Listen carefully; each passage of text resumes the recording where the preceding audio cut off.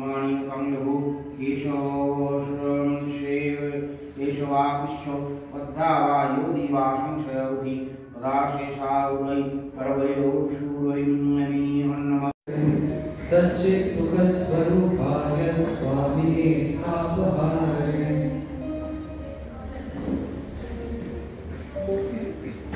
श्री रामकृष्ण माँ शारदा और स्वामी विवेकानंद के विनम्र प्रणति जानिए शुरू করছি আজকের অনুষ্ঠান। আজ যারা এই অনুষ্ঠান দেখতে এসেছে এবং যারা বিভিন্ন ভাবে অনুষ্ঠানের সাথে জড়িয়ে আছেন, আমরা প্রত্যেকে এই ঐতিহাসিক মুহূর্তের সাক্ষী হয়ে থাকব। তাই শিলং রামকৃষ্ণ মিশন এবং বিবেকানন্দ কালচারাল সেন্টারের পক্ষ থেকে সবাইকে সাদর অভিনন্দন।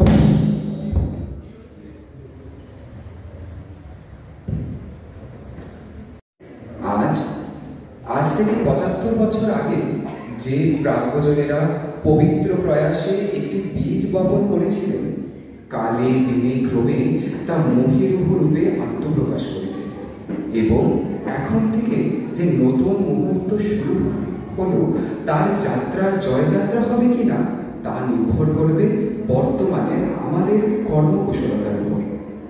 পুরাতনকে শ্রদ্ধা জানিয়ে তাই আমরা স্বাগত করব নতুনকে, যার আবির্ভাবে হবে আমরা কর্মমুখর, পাব নতুন প্রেরণা। নতুন আবির্ভূত হয় রিক্ততা নিয়ে, দুহাত পেতে সে আসে আমাদের দানের প্রত্যাশা। আমরা যে যা তাকে দান করব, সেই দানের ঐশ্বর্য তার ঝুলিয়ে উঠবে। নতুন আর কিছুই নয়, পুরাতনের সাজ বদল। সংসারে কোনো কিছুই ধ্বংস নেই, রয়েছে রূপান্তর।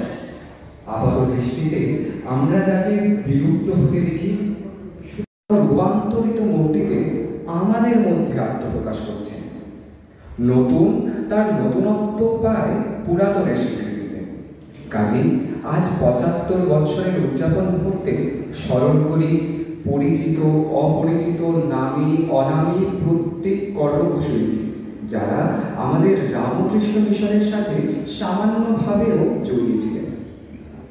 কোন সুদূর কাল থেকে ঈশ্বরের মাতৃমূর্তিকে আহ্বান জানিয়ে আসছে জগৎবাসী।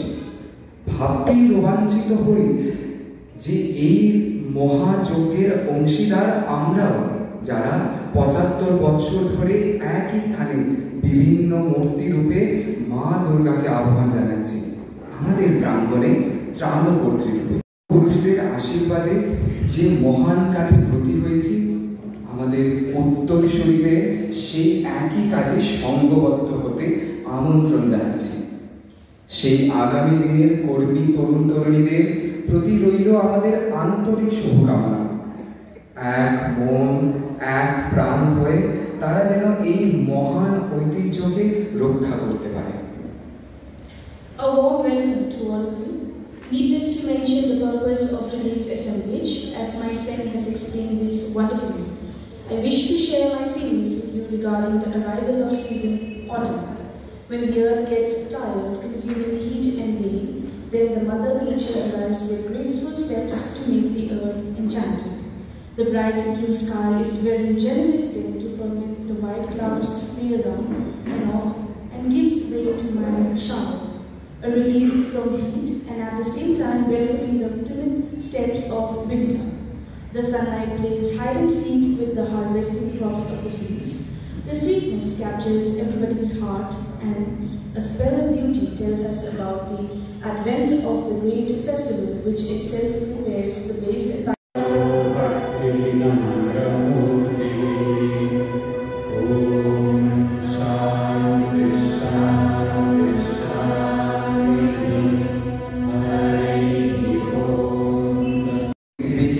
তুমি শাসন করবে তোমার সর্বজয়ী প্রেমের সহায়, সকলের চেতনা তোমার প্রশান্তির স্পর্শে হবে আলোকিত। এবারে ভক্তিগীতি পরিবেশন করবেন স্বামী হরিচরণানন্দজি মহারাজ। Make us surmount all obstacles on the way. Pariposhana Korbe. Ramakrishna Mission, Shillong.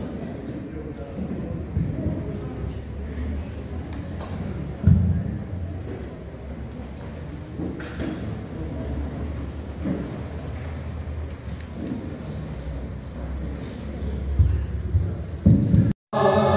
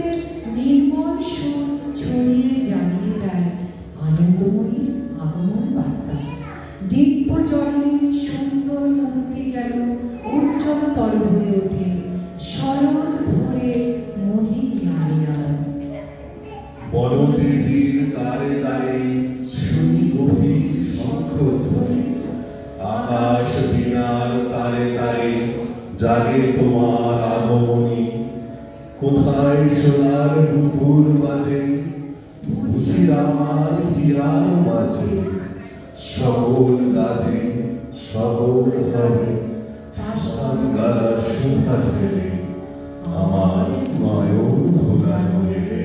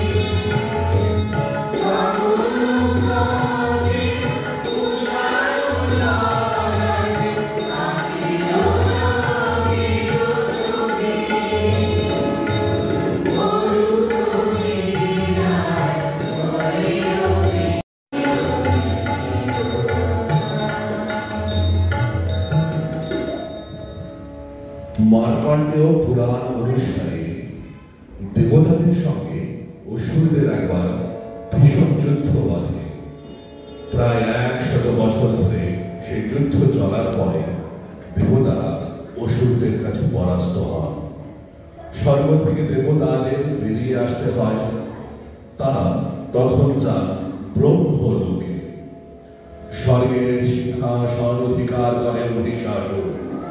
Brahma তখন শিব ও বিষ্ণুকে এই ঘটনা জানালেন।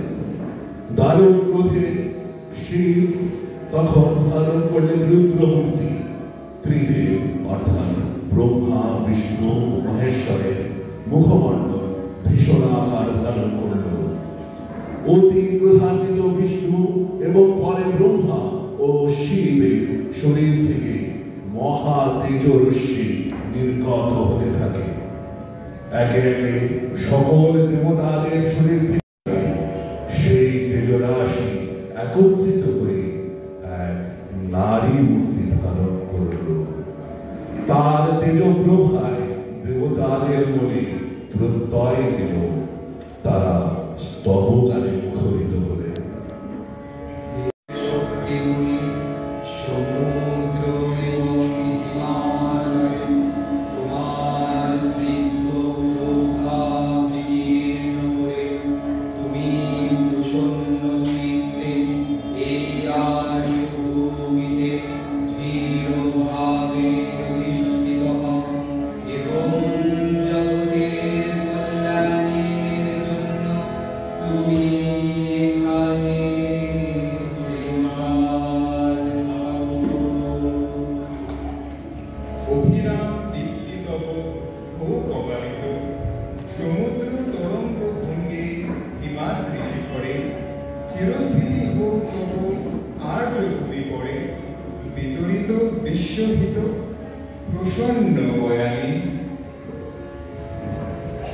মহিষাসুরের সঙ্গে লড়বেন এই দেবী, তাই তাকে অস্ত্রেও ভূষিত করা হলো।